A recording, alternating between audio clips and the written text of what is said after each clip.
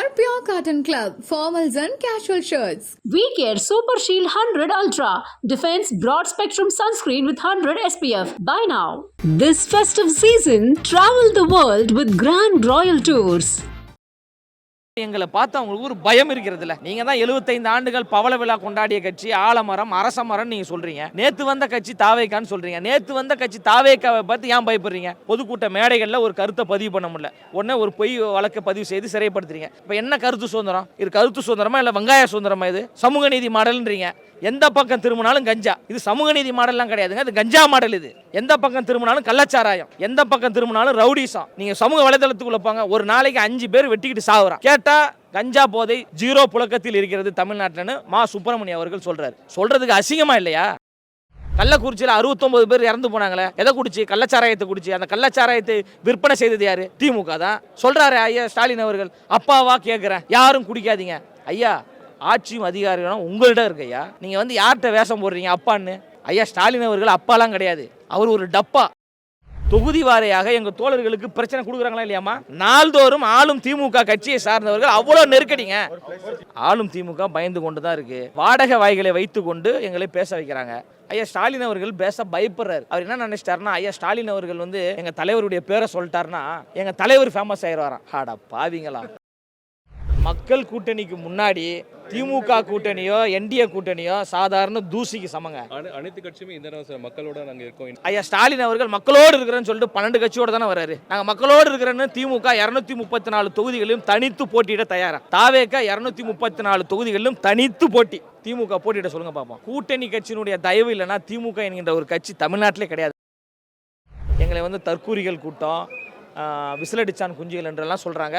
ஆமாம், நாங்கள் உண்மையிலேயே விசிலடிச்சான் குஞ்சுகள் தான். திமுகவினுடைய ஆட்சியில் கள்ளச்சாராயம் புழக்கம் அதிகமாக இருக்குன்னு விசிலடித்து நாங்கள் சொல்ல தான் போகிறோம். திமுக கோடி கோடியாக மக்களுடைய வரி பணத்தை கொள்ளையடித்து கொண்டிருக்குன்னு விசிலடித்து மக்களிடம் சொல்ல போகிறோம். பகுதி நேர ஆசிரியர்களுக்கு பணி நிரந்தரம் பண்ணுறேன்னு சொல்லிட்டு ஏமாற்றியது திமுகன்னு தெரு தெருவாக இதே விசிலடிச்சான் குஞ்சுகள் விசிலடிச்சு மக்கள் மத்தியில் அம்பலப்படுத்த தான் போகிறோம். போராடி கொண்டிருந்த தூய்மை பணியாளர்களை கொச்சைப்படுத்தி தரதரவென்று இழுத்து சமூக அநீதியில் ஈடுபட்டது திமுக என்று திமுகவை மக்கள் மத்தியில் தோலுரிப்பதற்கு இந்த விசிலடிச்சான் குஞ்சுகளாகிய நாங்கள் எல்லோரும் விசிலடித்து கொண்டுதான் வீதி வீதியாக போக போகிறோம். இன்றைக்கும் அத்தனை ஊழல் இருக்குது. 16 அமைச்சர் மேலே ஊழல் வழக்குகள் இப்போ நடந்துகிட்டு இருக்குது. அப்போ இப்படிப்பட்ட ஊழல் மலிந்த ஒரு ஆட்சியை நடத்திக்கிட்டு இருக்கோம். நிர்வாகத்தை நடத்தி ஒரே ஒரு குடும்பம் தமிழ்நாட்டில், இந்த கோபாலபுரம் குடும்பம் வாழ்றதுக்காக ஒட்டுமொத்த தமிழ்நாட்டு குடும்பத்தையும் சீரழிச்சிருக்கக்கூடிய ஒரு ஆட்சி நடந்துகிட்டு இருக்குது. விசில் அடித்தா யார் பயப்படுவாங்க? திருடர்கள் பயப்படுவாங்க. எங்களுக்கு விசில் சின்ன மாதிரி சொன்னி திமுக பயப்படுது. மக்களுக்கு விரோதமான ஆட்சி அதிகாரம் நடக்குதோ, நிர்வாகம் நடக்குதோ, ஒரு குடும்பம் மக்களை சுரண்டி பிழைக்குதோ, அதற்கு எதிராக ஊதக்கூடிய அந்த விசில் கண்டிப்பாக இந்த திமுக ஆட்சிக்கு சாதாரண விசிலாக இருக்காது, ஒரு மாடர்ன் சங்கா இருக்கும். கிட்டத்தட்ட 2,30,00,000 வந்து ரேஷன் கார்டு இருக்குது. ஒரு ரேஷன் கார்டில் ஒரு ஓட்டு வந்தா அப்படின்னு சொல்லிட்டு இது எந்த அளவு சாத்தியம்? இந்த 2,30,00,000 ஓட்டு சாத்தியமாகுது? சாத்தியப்படுத்துறது தாங்க அரசியல். முடியாததை முடித்து காட்டுபவர் தான் அண்ணன் விஜய் அவர்கள். முடியாததை சாதித்து காட்டுபவர்கள் தான் தமிழக வெற்றி கழகத்தை சார்ந்தவர்கள். முடியாதது என்று எதுவுமே கிடையாது இந்த உலகத்தில். எல்லாத்தையும் வந்து நம்ம முடிச்சு காட்டலாம். இன்னும் ஒரு 3 மாதத்தில் ஓட்டு போடுறதையும் முடிச்சு காட்டுறோம், திமுகவை வீட்டுக்கு அனுப்புவதையும் முடிச்சு காட்டுறோம். சரி, அப்படி நீங்கள் சொல்கிறீங்க முடிக்கும்னு சொல்கிறீங்களா? ஏற்கனவே வந்து 50 ஆண்டுகள் 60 காலம் வந்து ஆண்ட கட்சிகளாக இருக்குது. ஸோ அப்படி இருக்கும்போது அவங்க அந்த முயற்சி பண்ண மாட்டாங்களா? நீங்கள் அந்த முயற்சி பண்ணுறேன்னு சொல்கிறீங்க. யார் எந்த முயற்சியை முன்னெடுத்தாலும் தமிழ்நாட்டு மக்கள் தான் முடிவு பண்ணணும். இப்போ திமுக ஆட்சிக்கு வரணுமா, அதிமுக ஆட்சிக்கு வரணுமா, இல்லை தாவேக ஆட்சிக்கு வரணுமா என்பதை தமிழ்நாட்டு மக்களும் இது போன்ற தாய்மார்கள் தான் முடிவு பண்ணணும். அப்போ தாய்மார்களும் தமிழ்நாட்டு மக்களும் முடிவு செய்துட்டாங்க, அதிமுகவும் திமுகவும் வேண்டாம். 50 ஆண்டுகளாக இவர்கள் மாறி மாறி தமிழ்நாட்டை ஆண்டு தமிழ்நாடு எந்த துறையில் முன்னேறியது? கோடி கோடியாக கடனை தான் வாங்கி வச்சுருக்காங்க. ஆனால் தமிழ்நாடு எந்த வளர்ச்சி பாதைக்கும் போகலை. அப்போ இவர்களை கேட்பதற்கு ஆள் இல்லை என்கின்ற ஒரு மமதையோடு செயல்படுறாங்க. அப்போ இவர்களை வீட்டிற்கு அனுப்ப வேண்டுமென்றால் இவர்களை எதிர்த்து வரக்கூடிய, அதுவும் அவர் சாதாரணமாக வரல, அவர் சார்ந்த துறையில் நம்பர் 1 மிகப்பெரிய ஒரு உச்சநிலை என்கின்ற ஒரு துறையை வேண்டாம் என்று சொல்லிவிட்டு மக்களுக்காக நான் சேவை செய்ய வரேன் அப்படின்னு சொல்லிட்டு மக்களுடைய செல்ல மகனாக இருக்கக்கூடிய, தமிழ்நாட்டின் முகமாகவும் முகவரியாகவும் தமிழ்நாட்டு மக்கள் எல்லோரும் அன்புள்ளத்தோடு நேசிக்கக்கூடிய ஒரு நபராக இருக்கக்கூடியவர் அண்ணன் விஜய் அவர்கள். அப்போ அவர் பொது வாழ்க்கைக்கு வருகின்ற பொழுது மக்களுக்கு மிகப்பெரிய ஒரு நம்பிக்கை வருது.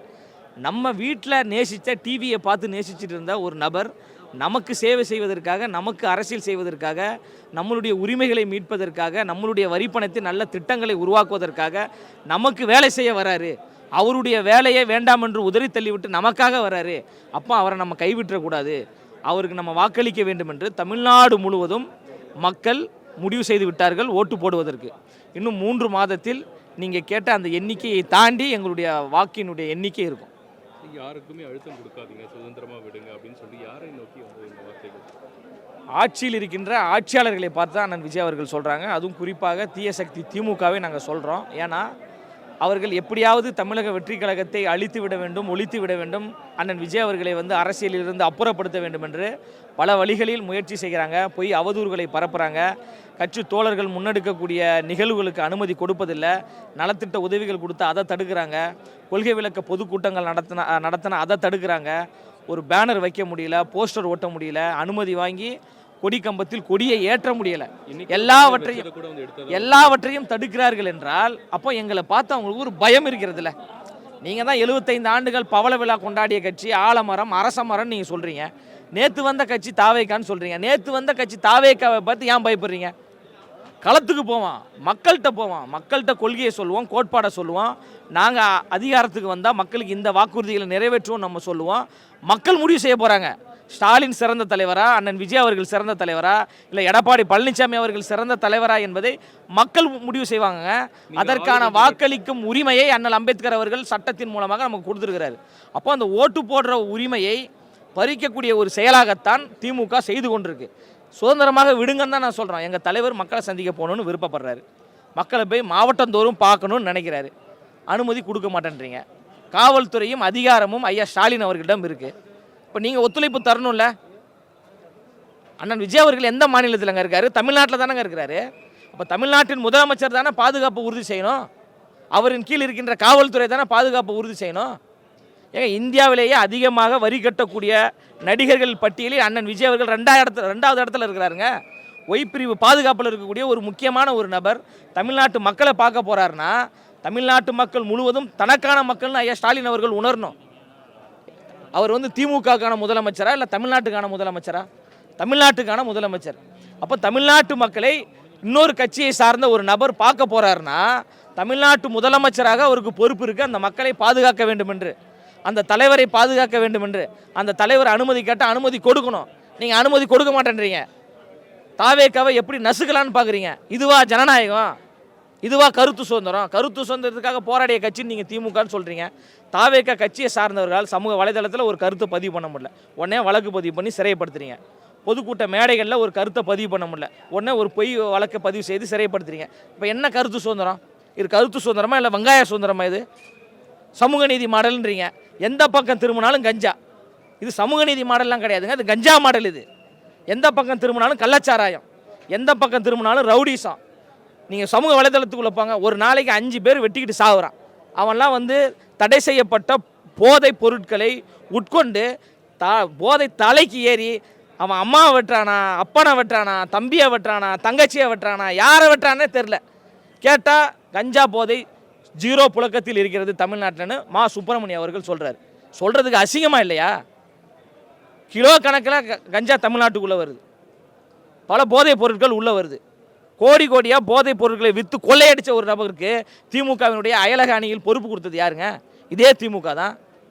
கள்ளக்குறிச்சியில் 69 பேர் இறந்து போனாங்களே, எதை குடிச்சு? கள்ளச்சாராயத்தை குடிச்சு. அந்த கள்ளச்சாராயத்தை விற்பனை செய்தது யார்? திமுக தான். சொல்கிறாரு ஐயா ஸ்டாலின் அவர்கள், அப்பாவா கேட்குறேன், யாரும் குடிக்காதீங்க. ஐயா, ஆட்சியும் அதிகாரிகளும் உங்கள்கிட்ட இருக்கு ஐயா. ஒரே கையெழுத்து தான், எல்லாமே முடிஞ்சிடும். போதை இல்லாத ஒரு தமிழ்நாட்டை உருவாக்கிடலாம். நீங்கள் வந்து யார்கிட்ட வேஷம் போடுறீங்க அப்பான்னு? ஐயா ஸ்டாலின் அவர்கள் அப்பாலாம் கிடையாது, அவர் ஒரு டப்பா. நாங்கள் அப்படி தான் பார்க்குறோம்.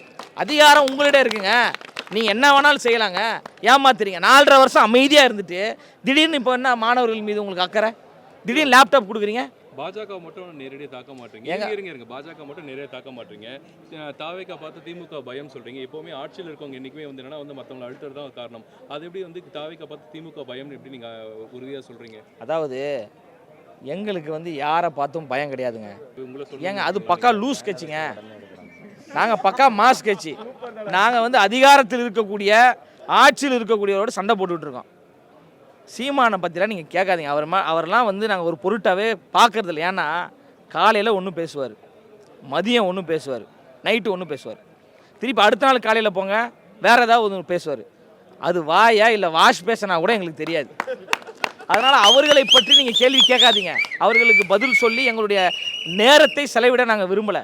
ஆளும் திமுக எங்களை பார்த்து பயப்படுது. அதனால தான் தொகுதி வாரியாக எங்கள் தோழர்களுக்கு பிரச்சனை கொடுக்குறாங்களா இல்லையாம்மா? கேளுங்க, இதே தோழர்கள் தான்.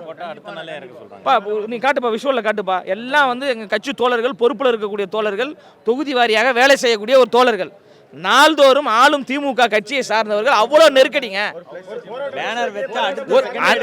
ஒரு பர்மிஷன் வாங்குறாங்க, பர்மிஷன் வாங்கி இந்த இடத்துல பேனர் வைக்கிறோம், நாங்கள் பர்மிஷன் வாங்குறோம், பர்மிஷன் கொடுத்துட்றாங்க, நகராட்சியில் கொடுத்துட்றாங்க, பர்மிஷன் வாங்கி நாங்கள் பேனர் வைக்கிறோம். பேனர் வச்சு 5 நிமிஷத்தில் நீங்கள் கிழிச்சு போடுறீங்க அப்படின்னா இதுதான் சமத்துவம். இப்போ இது பயம் இல்லையா? ஆளும் திமுக பயந்து கொண்டு தான் இருக்குது. வாடகை வாய்களை வைத்து கொண்டு எங்களை பேச வைக்கிறாங்க. ஐயா ஸ்டாலின் அவர்கள் பேச பயப்படுறாரு. அவர் என்ன நினச்சிட்டாருன்னா, ஐயா ஸ்டாலின் அவர்கள் வந்து எங்கள் தலைவருடைய பேரை சொல்லிட்டாருன்னா எங்கள் தலைவர் ஃபேமஸ் ஆயிடுவாராம். ஆடா பாவிங்களா, எங்கள் தலைவருக்கு ஃபேமஸா? எங்கள் தலைவருக்கு விளம்பரமா? உலகம் முழுவதும் எங்கெல்லாம் தமிழர்கள் இருக்கிறார்களோ அங்கெல்லாம் எங்கள் தலைவர் எல்லாருக்குமே தெரியும். தமிழ்நாட்டினுடைய முகமாகவும் முகவரியாகவும் அடையாளமாகவும் இருக்கக்கூடியவர் அண்ணன் விஜய் அவர்கள். நீங்கள் பக்கத்தில் இருக்கிற ஆந்திராவில் போய் ஐயா ஸ்டாலின் அவர்களை தெரியுமான்னு கேளுங்களேன், தெரியாதுன்றாங்க. மும்பையில் போய் கேளுங்க, தெரியாதுன்றாங்க. ஆனால் அண்ணன் விஜய் அவர்களை தமிழ்நாடு மட்டுமல்ல இந்தியாவில் மூளை முடுக்கெல்லாம் எங்கே வேணாலும் போய் கேளுங்க, இவர் தானே விஜய்ங்க எங்களுக்கு தெரியுங்கன்னு சொல்லுவாங்க. அந்த அளவுக்கு ஸ்டாலின் அவர்கள் வந்து அவர் ஒரு மனக்கணக்கில் இருக்கிறார். ஏதோ அவர் தான் வந்து ஒரு தலை சிறந்த அரசியல்வாதி போன்றும் அவர் தான் மிகப்பெரிய ஒரு தியாகி போன்றும் நினச்சிட்டு இருக்காரு. அவர் வந்து அவங்க அப்பாவுடைய ரெக்கமெண்டேஷனில் வந்தார். ஐயா உதயநிதி அவர்கள் அவங்க அப்பா ஸ்டாலின் அவருடைய ரெக்கமெண்டேஷனில் வராரு. அங்கே குடும்ப ஆட்சி நடந்து கொண்டிருக்கு, ஊழல் ஆட்சி நடந்து கொண்டிருக்கு. ஒவ்வொரு மாவட்ட நிர்வாகத்தையும் எடுத்துக்கோங்க, திமுகவுடைய நிர்வாகத்தை எடுத்துக்கோங்க. அப்பா மாவட்ட செயலாளராக இருப்பார், புள்ள எம்எல்ஏவாக இருப்பாப்புல. இல்லைனா அப்பா வந்து மந்திரியாக இருப்பார், புள்ள எம்எல்ஏவாக இருப்பாங்க. தாவேக்கா என்பது அப்படி கிடையாது. ஏழை எளிய ஒடுக்கப்பட்ட நசுக்கப்பட்ட, நான்லாம் வந்து முதல் தலைமுறை அரசியல்வாதி. எங்கள் குடும்பத்தில் அரசியல் வாடையே கிடையாது. இன்று உலக அரசியலை கை நுனியில் வைத்து நான் பேசுகிறேன் என்றால் அண்ணன் விஜய் அவர்கள் வந்து மிக பின்தங்கிய நிலையிலிருந்து வரக்கூடியவர்களுக்கு உயர்ந்தபட்ச அதிகாரத்தை கொடுத்து பதவியை கொடுத்து அரசியலை கற்பிக்கிறார். எங்களை பார்த்து நீங்கள் தற்கூரிகள்னு சொல்கிறீங்க, எங்களுக்கு ஒன்றுமே தெரியாதுன்னு சொல்கிறீங்க. அண்ணல் அம்பேத்கர் அவர்களையும் தந்தை பெரியார் அவர்களையும் அஞ்சலை அம்மாள் அவர்களையும் வேலுநாச்சியார் அவர்களையும் உலகம் முழுவதும் மக்கள் மத்தியில் கொண்டு போய் சேர்த்த பெருமை எங்கள் அண்ணன் விஜய் அவர்களுக்கு இருக்குது. மனசாட்சியை தொட்டு சொல்லுங்கள் பிரதர், எனக்கு உண்மையிலே அஞ்சலை அம்மாள் என்கின்ற ஒரு தியாகியை அண்ணன் விஜய் அவர்கள் கொள்கை தலைவராக அறிவிப்பதற்கு முன்பு எனக்கு தெரியாது. உங்களுக்கு தெரியுமாம்மா? உங்களுக்கு தெரியுமா? யாருக்குமே தெரியாதுங்க. 75 ஆண்டுகள் பவள விழா கொண்டாடிய கட்சி இந்த மண்ணுக்காக மக்களுக்காக புடுங்கணும்னு சொல்கிறாங்கல்ல திமுக. எத்தனை பேர்கிட்ட அஞ்சலை அம்மாளை கொண்டு போய் சேர்த்தாங்க? இத்தனைக்கு அஞ்சலை அம்மாளுடைய பேரன் எங்கே இருக்காரு? திமுக கட்சியில் இருக்கார், எம்எல்ஏவாக இருக்கிறார். அந்த அஞ்சலை அம்மாளை பட்டி தொட்டி எங்கும் கொண்டு போய் சேர்த்துருக்காரு. எங்களை பார்த்து நீங்கள் தற்கூறின்றீங்க. அண்ணல் அம்பேத்கர் அவர்களும் தந்தை பெரியார் அவர்களும் இறுதி மூச்சு வரை, உயிர் போகின்ற வரை பாசிச மதவாத சக்திகளை கடுமையாக எதிர்த்தவங்க. அந்த தலைவர்களை எங்களுடைய கொள்கை தலைவராக வச்சுருக்கோம். அப்போ எந்த இடத்துலங்க நாங்கள் பிஜேபியோடு கூட்டணி வைப்போம்? எந்த இடத்துல பிஜேபி எங்களுக்கு நட்பு சக்தி? பிஜேபியும் எங்களுக்கு ஒரு தீய சக்தி தான். திமுக எப்படி தீய சக்தியோ அதே போன்று பிஜேபியும் எங்களுக்கு தீய சக்தி தான். மதவாதம் எந்த வடிவத்தில் வந்தாலும் சரி, அது யார் மூலமாக வந்தாலும் சரி, அது ரெட்டலை மேலே ஏறி நின்று சவாரி செய்து வந்தாலும் சரி, அந்த ரெட்டை இலையில் ஒரு இலையை புடுங்காமல் நாங்கள் விட போகிறதே கிடையாது. ஆளும் திமுகவையும் சரி, ஆள துடிக்கின்ற அதிமுகவும் சரி, இந்த மண்ணுக்கு வேண்டாம் என்று மக்கள் முடிவு செய்து விட்டாங்க. அதனால் விசில் சத்தம் விண்ணை முட்டும், விசில் சத்தம் கோபாலபுரத்தின் கதவுகளை தட்டும், விசில் சத்தம் சென்ட் ஜார்ஜ் கோட்டை வரைக்கும் போகத்தான் போகுது. இப்போ அனைவருமே வந்து என்டிஏ கூட்டணி, இந்தியா கூட்டணி அனைவருமே வந்து கூட்டணிகளை அறிவிச்சிட்டாங்க. தாவேக தரப்பில் வந்து பார்த்தீங்கன்னா ஆட்சியில் பங்கு அதிகாரத்துக்கு வந்து ஆரம்பத்திலே சொல்லியிருந்தாலும் இதுவரையும் கூட்டணிகள் யாருமே வரல. கூட்டணி வரலன்னு உங்களுக்கு எப்படிங்க தெரியுங்க? நாங்கள் வந்து ஒரு பிரம்மாண்ட கட்சியோடு நாங்கள் கூட்டணி வைத்து விட்டோம். கூட்டணிக்கான உடன்படிக்கையும் முடிந்து விட்டது. தலைவர் அவர்கள் கையெழுத்தும் போட்டார். எந்த கூட்டணி சொல்லுங்க பார்க்கலாம்? மக்கள் கூட்டணி. மக்கள் கூட்டணிக்கு முன்னாடி திமுக கூட்டணியோ என்டிஏ கூட்டணியோ சாதாரண தூசிக்கு சமங்க. அனைத்து கட்சியுமே இந்த நேரம் மக்களோட நாங்க இருக்கோம், இன்னைக்கு இருக்கோம், மக்களோட கூட்டணி தான் அப்படின்னு சொல்லிட்டு அனைத்து கட்சி எல்லாரும் சொல்லாங்க. வார்த்தை தானே வந்து அண்ணன் சீமான் கூட தான் சொல்றாரு, மக்களோடு இருக்கிறோம் மக்களோடு இருக்கிறோம். அவர் மக்களோட இருக்கிறாரு. எப்படி நீங்க சொல்றீங்க இந்த விஷயங்கள்? இல்லங்க, சீமான் சொல்றாரா இல்லையா? மக்களோடு இருக்கிற எத்தனை வருஷமா சொல்றாரு? பயன்படுத்துறாங்க, எல்லா கட்சியும் சொல்லுவாங்க. நான் என்ன சொல்றேன்னா, ஐயா ஸ்டாலின் அவர்கள் மக்களோடு இருக்கிறேன்னு சொல்லிட்டு 12 கட்சியோட தானே வர்றாரு. நாங்கள் மக்களோடு இருக்கிறேன்னு திமுக 234 தொகுதிகளையும் தனித்து போட்டியிட தயாரா? நான் நேரடி சவால், கொள்கை பரப்பு இணைச் செயலாளராக நேரடி சவால். தாவேக 234 தொகுதிகளிலும் தனித்து போட்டி திமுக போட்டியிட சொல்லுங்க பார்ப்போம். கூட்டணி கட்சியினுடைய தயவு இல்லைன்னா திமுக என்கின்ற ஒரு கட்சி தமிழ்நாட்டிலே கிடையாதுங்க. உண்மையிலே நீங்கள் திமுகவினுடைய வரலாறு எடுத்துக்கோங்க. கூட்டணி இல்லாமல் திமுக போட்டியிட்ட தேர்தல் ஏதாவது ஒன்று இருக்கா? கூட்டணி இல்லாமல் திமுக வெற்றி பெற்ற தேர்தல் வரலாறு ஏதாவது ஒன்றுமே கிடையாது. ஆனால் ஆட்சியிலும் அதிகாரத்திலும் பங்கு கொடுப்பது தான் உண்மையான சமூக நீதி. சமூக நீதி மாடல்னு சொல்கிற திமுக இப்போ விடுதலை சிறுத்தையினுடைய உழைப்பு இல்லாமல், காங்கிரஸோட உழைப்பு இல்லாமல், கம்யூனிஸ்டுகளோட உழைப்பு இல்லாமல், வைகோ அவர்களுடைய உழைப்பு இல்லாமல், திமுக கூட்டணி கட்சியினுடைய உழைப்பு இல்லாமல் திமுக ஆட்சிக்கு வந்துச்சா 2021? அப்போ இவர்களுடைய உழைப்பால் தான் திமுக அதிகாரத்துக்கு வந்தது. ஆனால் ஆட்சியிலும் அதிகாரத்திலும் திமுக மட்டுமே இருக்குதுயா. இது சமூக நீதியா சமூக அநீதியா? நீங்கள் அமைச்சரவையில் விடுதலை சிறுத்தைக்கு ஒரு பங்கு கொடுங்க, கம்யூனிஸ்டுகளுக்கு கொடுங்க, காங்கிரஸ் கொடுங்க. அதை தான் எங்கள் தலைவர் விக்கிரவாண்டி மாநாட்டில் சொன்னார். ஆட்சியிலும் அதிகாரத்திலும் நான் பங்கு கொடுப்பேன்னு. இன்னும் தேர்தலுக்கு 2 மாதங்கள் இருக்குது. நாங்கள் மக்களோடு கூட்டணி வைத்து விட்டோம். எங்களுடைய கொள்கைகளை, கோட்பாடுகளை அண்ணன் விஜய் அவர்களே முதலமைச்சர் வேட்பாளர் என்று உணர்ந்து கொண்டு வரக்கூடிய நல்ல தலைவர்களையும் அண்ணன் விஜய் அவர்கள் தாயுள்ளத்தோடு அரவணைப்பார். அப்படி வரக்கூடியவர்களுக்கு ஆட்சி அதிகாரத்தில் நாங்கள் பங்கு கொடுப்போம்னு நம்ம சொல்கிறோம். அதனால் தமிழ்நாட்டில் முதலாக ஆட்சியிலும் அதிகாரத்திலும் பங்கு கொடுக்கக்கூடிய ஒரே தலைவராக அண்ணன் விஜய் அவர்கள் தான் இருக்க போகிறாங்க. உண்மையான ஒரு சமூக நீதி மாடலை நாங்கள் தான் உருவாக்க போகிறோம். இறுதி கேள்வி அதை வைக்கிறேன். இப்போ என்னன்னா பார்த்தீங்கன்னா, இப்போ பாமக ராமதாசும் சரி, ஸோ அப்படின்னு இருக்கும்போது அவர் தனித்து இருக்கிற அன்புமணி அவர்கள் அதிமுக போய் இணைஞ்சிட்டாங்க. ஸோ ராமதாஸ் அவர்கள் திமுக பக்கம்னா காங்கிரஸ் மற்றும் விசிகா வெளியில் வருதுன்னு ஒரு ஸ்டேட்மெண்ட் சொல்கிறாங்க. ஸோ அப்படின்னு இருக்கும்போது இப்போ ஓபிஎஸும் தனித்து தான் இருக்காரு. ஸோ ஓபிஎஸ் மற்றும் ராமதாஸோட அரசியல் கட்சி தெரியல, எப்படி பார்க்குறீங்க? அதாவது நான் ஆருடம் சொல்கிற ஆள் கிடையாது. நான் ஜோதிடம் சொல்லக்கூடிய ஆளும் கிடையாது. யார் எங்கே போகிறாங்கன்றது நமக்கு தெரியாது. நாங்கள் மக்கள்கிட்ட போயிட்டோம். மக்கள் எங்களிடம் வந்துட்டாங்க. மக்கள் தாவேகாவிற்கு ஓட்டு போடுவதற்கு தயாராகிட்டாங்க. நீங்கள் செங்கோட்டையன் அடிச்சிட்ட போது ஓபிஎஸ் இருக்க வாய்ப்புகள் இருக்கா அப்படின்னு கேட்குறாங்க. இல்லை, செங்கோட்டையன் ஐயா அவர்கள் அவராக விருப்பப்பட்டு வந்தார். அவருக்கு அண்ணன் விஜய் அவர்களை நிகழ்காலத்தில் வாழ்ந்து கொண்டிருக்கின்ற எம்ஜிஆர் என்று அவர் உணர்ந்தார். எம்ஜிஆர் அவர்களை பார்த்து எப்படி அவர் வியந்தாரோ அதே போன்று அண்ணன் விஜய் அவர்களுடைய அரசியல் நடவடிக்கை, அண்ணன் விஜய் அவர்களின் மீது மக்கள் வைத்திருக்கின்ற மிகப்பெரிய நம்பிக்கை, இதையெல்லாம் பார்த்து வியந்து ஐயா செங்கோட்டையன் அவர்கள் எங்களுடைய கட்சிக்கு வந்தார். புரியுதுங்களா? அந்த அடிப்படையில் பலரும் எங்கள் கட்சியில் வந்து கொண்டு தான் இருக்கிறாங்க. இன்னும் பல ஆளுமைகள் வரத்தான் போகிறாங்க. நாங்கள் மக்களோடு கூட்டணி வச்சுருக்கிறோம். மக்கள் எங்கள் மீது மிகுந்த நம்பிக்கையில் இருக்கிறாங்க. தமிழ்நாட்டு அரசியலில் 2026 தேர்தல் முடிவு என்பது யாரும் எதிர்பார்க்காத மிகப்பெரிய ஒரு சரித்திர சாதனையாக இருக்கும். அது அண்ணன் விஜய் அவர்கள் ஏற்படுத்துவாங்க. அவர் பின்னாடி இருக்கக்கூடிய நாங்கள் எல்லோரும் கருத்தியல் ரீதியாக, கோட்பாடு ரீதியாக மிக தெளிவாக இருக்கிறோம். எங்களை தற்கூரிகள் கூட்டம், விசிலடிச்சான் குஞ்சுகள் என்றெல்லாம் சொல்கிறாங்க. ஆமாம், நாங்கள் உண்மையிலேயே விசிலடிச்சான் குஞ்சுகள் தான். திமுக தீய சக்தி என்று தமிழ்நாடு முழுவதும் விசிலடித்து நாங்கள் சொல்லத்தான் போகிறோம். திமுகவினுடைய ஆட்சியில் கள்ளச்சாராயம் புழக்கம் அதிகமாக இருக்குன்னு விசிலடித்து நாங்கள் சொல்ல தான் போகிறோம். திமுக என்பது ஒரு குடும்ப ஆட்சின்னு விசிலடித்து சொல்ல போகிறோம். திமுக கோடி கோடியாக மக்களுடைய வரி பணத்தை கொள்ளையடித்து கொண்டிருக்குன்னு விசிலடித்து மக்களிடம் சொல்ல போகிறோம்.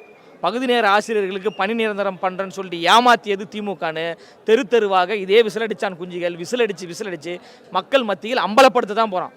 தூய்மை பணியாளர்கள் போராடி கொண்டிருந்த தூய்மை பணியாளர்களை கொச்சைப்படுத்தி தரதரவென்று இழுத்து சமூக அநீதியில் ஈடுபட்டது திமுக என்று திமுகவை மக்கள் மத்தியில் தோலுரிப்பதற்கு இந்த விசிலடிச்சான் குஞ்சுகளாகிய நாங்கள் எல்லோரும் விசிலடித்து கொண்டு தான் வீதியாக போக போகிறோம்.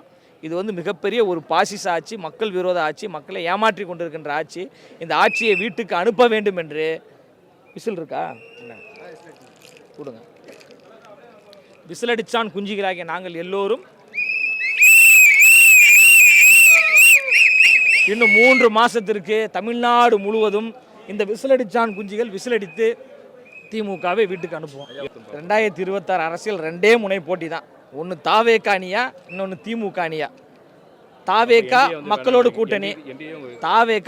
கூட்டணி, திமுக கூட்டணிகளோடு கூட்டணி வெளில போகிறது யாருன்னு இன்னும் 3 மாதத்தில் தெரிஞ்சிடும். தாவேக்கு ஆட்சி அதிகாரத்தில் அமரும். அண்ணன் விஜய் அவர்கள் தமிழ்நாட்டின் முதலமைச்சராக வருவார். ஓகே, 2,30,00,000 வாக்கு ரேஷன் கார்டு இருக்கு, வந்து ஒரு ரேஷன் கார்டுக்கு ஒரு ஓட்டுன்னு அப்படின்னு சொல்றீங்க. ஸோ ரசிகர் அப்படின்ற வேற, ஓட்டுன்றது வேற, அது எப்படி நீங்கள் பார்க்குறீங்க? ரசிகர்கள் தானே வாக்களிக்கிறாங்க, வாக்காளர்கள் வேற, மக்கள் வேறையா? ரசிகர்கள் வாக்களிச்சு அப்படின்னு பார்த்தா விஜயகாந்த் வந்து முதலமைச்சர் ஆகிருக்கலாம் இல்லையா? விஜயகாந்த் அவர்கள் முதலமைச்சர் ஆக முடியாதுன்ற முடிவுக்கு நீங்கள் எப்படி வந்தீங்க? அவர் இந்த ஆட்சியாளர்கள் என்ன செஞ்சாங்க? எந்த அளவுக்கு அவரை வந்து ஒரு கேலி சித்திரமாக மாற்ற முயற்சி செஞ்சாங்க? அவருடைய உடல்நிலை என்ன? இன்றைக்கு ஒருவேளை அண்ணன் கேப்டன் விஜயகாந்த் அவர்கள் உயிரோடு இருந்தால் அவர் முதலமைச்சர் ஆகிருக்கலாம். இந்த திமுக ஆட்சி அறையிலே வராமல் கூட போயிருக்கலாம். அப்படியெல்லாம் நம்ம பார்க்கவே முடியாது. இன்றைக்கு இந்தியா முழுக்க எத்தனையோ நடிகர்கள் வந்து அரசியலுக்கு வந்து மிகப்பெரிய சாதனைகளை படைச்சிருக்கிறாங்க. இன்றைக்கி என்டிஆர் எடுத்துக்கோங்க, ஐயா எம்ஜிஆர் அவர்கள் எடுத்துக்கோங்க, திரைத்துறையில் மிக உச்சத்தில் இருந்தவங்க. இன்றைக்கு அவர்கள் மீது மக்கள் மிகப்பெரிய நம்பிக்கையை வச்சுருந்தாங்க. நீங்கள் கேட்கலாம், நடிகர்கள் வந்து எப்படி வந்து நாடு ஆள முடியும், எம்ஜிஆர் அவர்கள் மாதிரி எல்லாரும் வந்துட முடியுமா அப்படின்னு நீங்கள் கேட்கலாம். எத்தனையோ பேர் எம்ஜிஆருக்கு பிறகு அரசியலுக்கு வந்தாங்களே, அவங்களாம் சாதிச்சாங்களான்னு நீங்கள் கேட்கலாம். நீங்கள் ஒரு விஷயத்தை எடுத்து பார்க்கணும். எம்ஜிஆர் அவர்களும் அரசியலுக்கு வந்தார், ஐயா சிவாஜி கணேசன் அவர்களும் அரசியலுக்கு வந்தார். ஐயா சிவாஜி கணேசன் அவர்களுக்கும் எம்ஜிஆர் அவர்களுக்கும் ஒரே மாதிரியான ரசிகர் பட்டாளம் இருந்துச்சு. 2 பேருக்கும் வந்து திரையுலகில் மிகப்பெரிய வரவேற்பு இருந்துச்சு. கிட்டத்தட்ட திரையுலகில் 2 பேரும் ஈவனான ஒரு வரவேற்பை வச்சுருந்தாங்க. ஆனால் மக்கள் யாரை தலைவராக ஏற்றுக்கொண்டார்களோ அவரை தான் வந்து அரியணையில் அமர வச்சாங்க. இன்றைக்கு மற்ற நடிகர்கள் போல எங்கள் தலைவர் கிடையாது. அவரை வந்து தன்னுடைய வீட்டில் ஒருத்தராக, தன்னுடைய தலைவராக இன்றைக்கு மக்கள் பார்த்துட்டு இருக்கிறாங்க. அப்படி பார்க்கறதுனால தான் நாங்கள் மிக தெளிவாக சொல்கிறோம், இது வரலாறு திரும்புகிறது. 1977 எப்படி எம்ஜிஆர் அவர்கள் 10 ஆண்டுக்கு மேலே திமுக வீட்டில் உட்கார வச்சாரோ, எங்கள் தலைவர் இதுக்கப்புறம் பர்மனெண்ட்டாக திமுக வீட்டில் உட்கார வைக்க போகிறாருன்னு சொல்லுவோம். ஸோ அதுக்கு நிறைய எதிர்ப்பு இருக்கு இல்லையா, அழுத்தம் இருக்கும் இல்லையா, எப்படி அந்த எதிர்ப்புல போகிறீங்க? ஆமாம், இத்தனை இல்லை அப்படின்னு ஒரு வார்த்தை சொல்கிறதுக்கு எதிர்நோக்கத்துக்கு வித்தியாசம் இருக்கு இல்லையா? நாங்கள் என்ன எதிர்நோக்கி காத்துட்ருக்கோம் அப்படின்னா, இன்றைக்கு நீங்கள் சொல்லக்கூடிய இந்த ஆண்ட கட்சி, ஆளும் கட்சிகளை வச்சுக்குவாங்க. மிகப்பெரிய அளவில் மக்களை ஏமாற்றி சுரண்டி பிழைத்த கட்சிகள். இன்றைக்கும் அத்தனை ஊழல் இருக்குது. 16 அமைச்சர் மேலே ஊழல் வழக்குகள் இப்போ நடந்துகிட்டு இருக்குது. எத்தனையோ ஊழல் புகார்கள் இருக்குது. டாஸ்மாகில் பாட்டிலுக்கு மேலே 10 ரூபா வச்சு பட்டப்பகலில் விற்றதை நம்ம கண்ணு கூட பார்க்குறோம். அப்போ இப்படிப்பட்ட ஊழல் மலிந்த ஒரு ஆட்சியை நடத்திக்கிட்டு இருக்கோம். நிர்வாகத்தை நடத்தி ஒரே ஒரு குடும்பம், தமிழ்நாட்டில் இந்த கோபாலபுர குடும்பம் வாழ்கிறதுக்காக ஒட்டுமொத்த தமிழ்நாட்டு குடும்பத்தையும் சீரழிச்சிருக்கக்கூடிய ஒரு ஆட்சி நடந்துகிட்டு இருக்குது. அப்போ இவ்வளவு தூரம் மக்களுடைய பணத்தை சுரண்டி சுகவாசியாக வாழ்ந்த திமுக அதை எப்படி ஈஸியாக விட்டு கொடுக்கணும்னு நினைக்கிறீங்க? அப்போ அதை எதிர்கொள்கிறதுக்கான எல்லா தைரியத்தோடும், அதை எதிர்கொள்வதற்கான அனைத்து திட்டங்களோடும் தான் நாங்கள் களத்தில் நிற்கிறோம். அதை எதிர்நோக்கி காத்துட்ருக்கோம். கரூர் சம்பவம் சிபிஐயில் வந்து வழக்கு போயிட்டுருக்கு. ஏற்கனவே 2 வாட்டி போயிட்டு வந்து 12, 19 போயிட்டு வந்தாங்க. ஸோ எதுக்குமே எனக்கு பயம் இல்லைன்னு சொல்லி மேடையில் அவர் பேசும்போது, ஏன் கரூர் சம்பவம் கொடுத்து இதுவாக இருக்க சிபிஐ போயிட்டு வரப்போ ஏன் ஒரு பதிவு கூட பதிவிடலை? அதாவது தலைவர் வந்து எந்த விஷயத்தை எங்கே செய்யணும், எந்த விஷயத்தை எங்கே பேசணும், அதை எப்போ பேசணும்னு சொல்லி தெரிஞ்ச ஒரு மனிதர். சட்டமன்றத்துக்குள்ளேருந்து சட்டையை கிழிச்சிட்டு வர தலைவர் எங்கள் தலைவர் கிடையாது. அவர் சிபிஐ வழக்கு விசாரணை எதிர்கொள்கிறாரு. அங்கே ஆதாரத்தோடு எங்கள் தரப்பு நியாயத்தை நம்ம சொல்கிறோம். யார் இதில் குற்றம் இழைச்சிருப்பாங்கன்னு நாங்கள் சொல்கிறோம். அதை ஆதாரத்தோடு நாங்கள் சமர்ப்பிக்கிறோம். அதனுடைய ரிசல்ட்டாக சிபிஐ வழக்கு முடிய போகிறது. உச்சநீதிமன்றத்தின் தலைமை நீதிபதி, ஓய்வு பெற்ற நீதிபதியின் அடிப்படையில் அந்த குழு இயங்கிக்கிட்டு இருக்குது. அவங்க அதற்குடைய தீர்ப்பை வந்து கொடுக்க போகிறாங்க. அதுதான் சொல்கிறோம். முதல்ல அந்த விசாரணை நடந்து கொண்டு இருக்கும்போது அதை பற்றி வெளியில் பேசுவது அப்படிங்கிறது வந்து நியாயமான விஷயமாக இருக்காது. அப்போ அந்த விசாரணையில் எங்களுடைய எல்லா தரப்பு நியாயத்தையும் நாங்கள் சொல்லியிருக்கோம். அந்த விசாரணை வெளிப்படும்போது, அந்த விசாரணையுடைய முடிவுகள் வெளிப்படும்போது எங்கள் தலைவர் அதை பற்றி பேசுவார். அது வரைக்கும் கொஞ்சம் காத்துருங்க.